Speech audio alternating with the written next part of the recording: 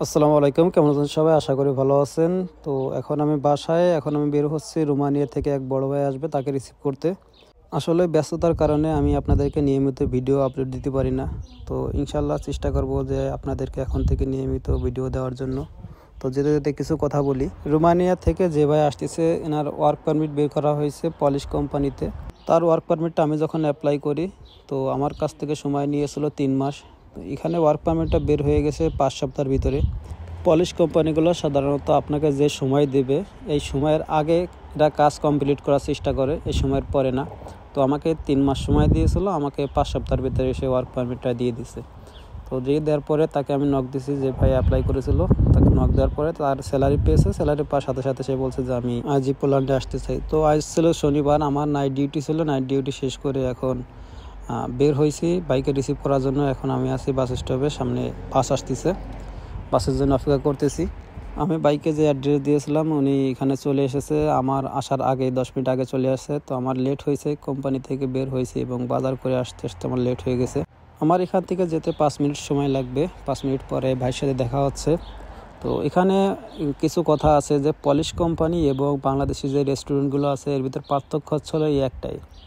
আপনারা যারা polish company বাদ দিয়ে ধরেন বাংলাদেশি যে রেস্টুরেন্টগুলো আছে, রেস্টুরেন্ট মালিকের সাথে কথা বলে যখন সেই পোল্যান্ডে আসেন, পোল্যান্ডে আসার পরে আপনার ওয়ার্ক পারমিট বাবদ কোনো টাকা পয়সা নেয় না। দেখা যায় যে আপনি 6 মাস, 7 মাস, 8 মাস কাজ করতেছেন, এরপরে আপনার ওয়ার্ক পারমিটের জন্য অ্যাপ্লাই করতেছে।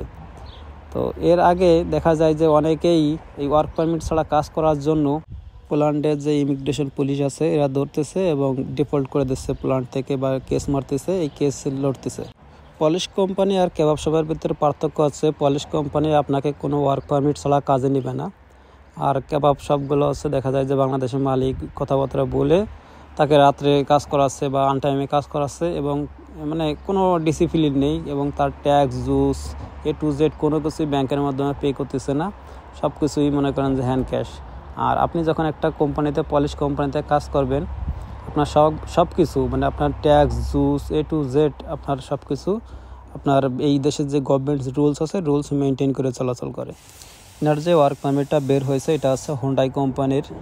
এনার অ্যাসেম্বলি করা লাগতে পারে, গাড়ির যে পার্টস পাতে এগুলো অ্যাসেম্বলি করা লাগতে পারে বা প্যাকেজিং করা লাগতে পারে।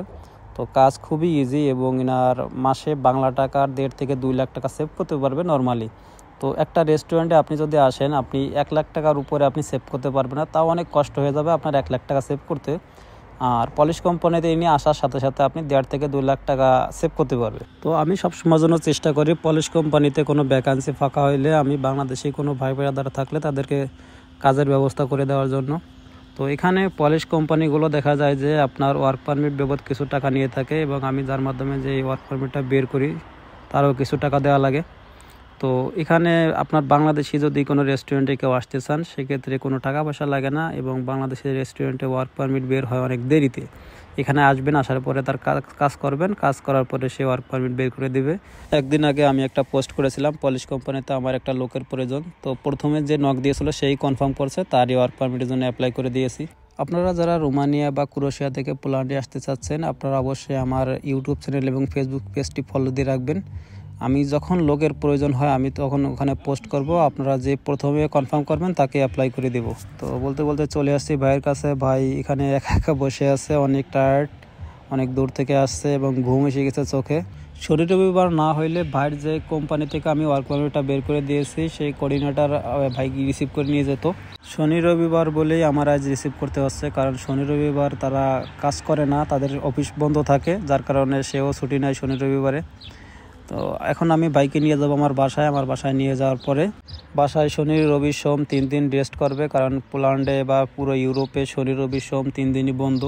মঙ্গলবারের দিন ভাইয়ের যে কোম্পানির কোঅর্ডিনেটর সে বাইকে নিয়ে যাবে এবং তার bank account plus parcel number দুইটাই ওপেন করে দিবে। তো এটাই হচ্ছে পলিশ কোম্পানির সুযোগ সুবিধা, যে আপনি আসার সাথে সাথে আপনার প্যাসেল নাম্বার এবং ব্যাঙ্ক অ্যাকাউন্ট ওপেন করে দেবে, এবং আপনার যে স্যালারিগুলো ঢুকবে সম্পূর্ণ পোল্যান্ডের যে গভর্নমেন্ট রুলস মেনটেন করে চলাচল করবে। এরা একটা টাকা আপনার মেরে খাবে না, আপনি যেই কয় ঘন্টা কাজ করবেন সেই কয় ঘন্টার টাকা পাবেন।